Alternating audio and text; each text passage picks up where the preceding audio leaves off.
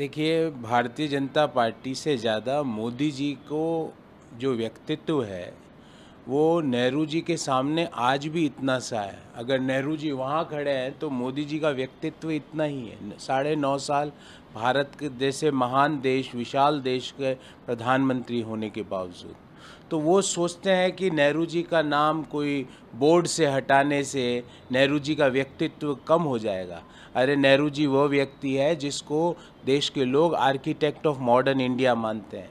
1947 में नेहरू जी ने IITs, IIMs, DRDO, ISRO, Bhakra Nangal dam, technological institutes, AIIMS, इनकी परिकल्पना की थी। मोदी जी, मैं आपको वाजपेयी जी का एक कथन याद दिलाना चाहता हूं, क्योंकि आप तो वाजपेयी जी को भी अपना नेता नहीं मानते हो। जब आप कहते हो 2014 से ही भारत का आज़ादी मिली, 2014 के पूर्व भारत में कुछ नहीं था। मैं आपको याद दिलाना चाहता हूं, और वाजपेयी जी ने कहा था, मोदी जी, छोटे मन से कोई बड़ा नहीं बन पाएगा। तो ये आपका छोटे मन का परिचय आप देश के सामने दे रहे हो। और उस बोर्ड से तो पंडित जी का नाम आप हटा दोगे मोदी जी, पर देश के 140 करोड़ लोगों के दिल में आर्किटेक्ट ऑफ मॉडर्न इंडिया के रूप में पंडित जी का नाम जो अंकित है, वहाँ से आप पंडित जी का नाम कैसे हटाओगे मोदी जी? किसी का नाम काटने से उसके व्यक्तित्व को आप नहीं काट सकते। महात्मा गांधी जी ने कहा था कि महापुरुषों का जितना लोग अपमान करते हैं, उतना ही महापुरुषों का व्यक्तित्व विशाल बनता जाता है। तो मोदी जी, छोटे मन से कोई बड़ा नहीं बन सकता।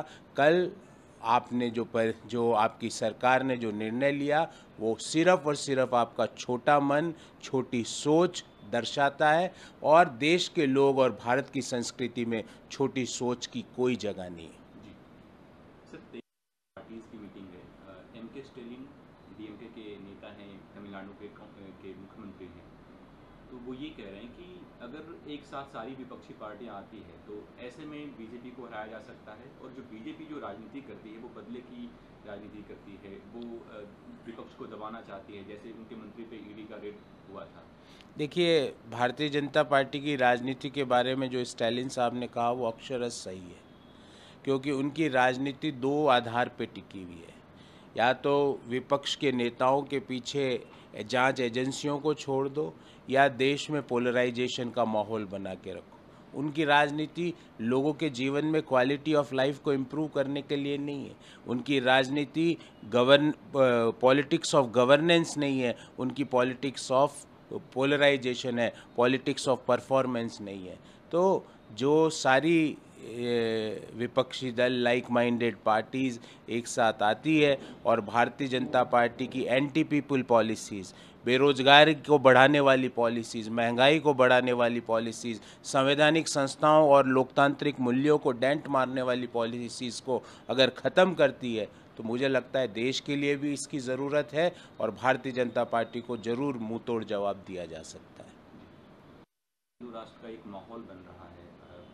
जो सत्ताधारी पार्टी है वो एक माहौल बना रही है। ऐसे में सर, आरजेडी के एक जीतनलाल यादव एक नेता हैं आरजेडी के, वो ये कह रहे हैं कि रामचरितमानस जो है वो मस्जिद में दिखा गया। देखिए, मैं इस तरह के वक्तव्यों पे कभी टिप्पणी नहीं करता। मेरे को अटूट विश्वास है, और मेरे जैसे देश के करोड़ों लोगों को रामचरितमानस पे और प्रभु श्री राम के आदर्शों पे अटूट विश्वास है। हम उसी विश्वास पे आगे बढ़ते हैं।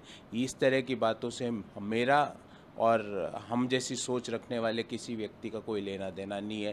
कहाँ लिखी गई, हम तो ये मानते हैं गोस्वामी तुलसीदास जी द्वारा लिखी गई, और हमें अटूट विश्वास है कि वह मर्यादा पुरुषोत्तम राम का जो चरित्र है, जो उनका विशालता है, उसको परिलक्षित करता है। हम उसको अक्षरश उस महान ग्रंथ में जो चीज़ें लिखी हुई है, उस पर विश्वास करते हैं। सर, कर्नाटका में कांग्रेस अन्य 10 किलो चावल पहुंचाने की थी बात हर परिवार को, उसमें सर केंद्र सरकार जो है वो सप्लाई पे शायद रोक लगा रही है। ऐसे में डीके शिव कुमार जी का कहना है कि हम इसके लिए प्रत्येक डिस्ट्रिक्ट हेडक्वार्टर्स के सामने हम प्रोटेस्ट करेंगे। प्रोटेस्ट तो करेंगे ही, पर मैं कांग्रेस पार्टी की अधिकृत प्रवक्ता के होने के नाते एक बात और भारतीय जनता पार्टी को कहना चाहता हूँ। आप कितनी भी कोशिश कर लीजिए हिंदुस्तान के साधारण परिवारों को मदद पहुँचाने से हमें रोकने के लिए, क्योंकि आप हमें रोकना चाहते हो। आप नहीं चाहते कि देश के साधारण परिवारों को कोई फ़ायदा मिले। भारतीय जनता पार्टी के लोगों जितनी कोशिश करनी हो कर लीजिए, 5 गारंटी तो कर्नाटक में अक्षरश लागू होगी।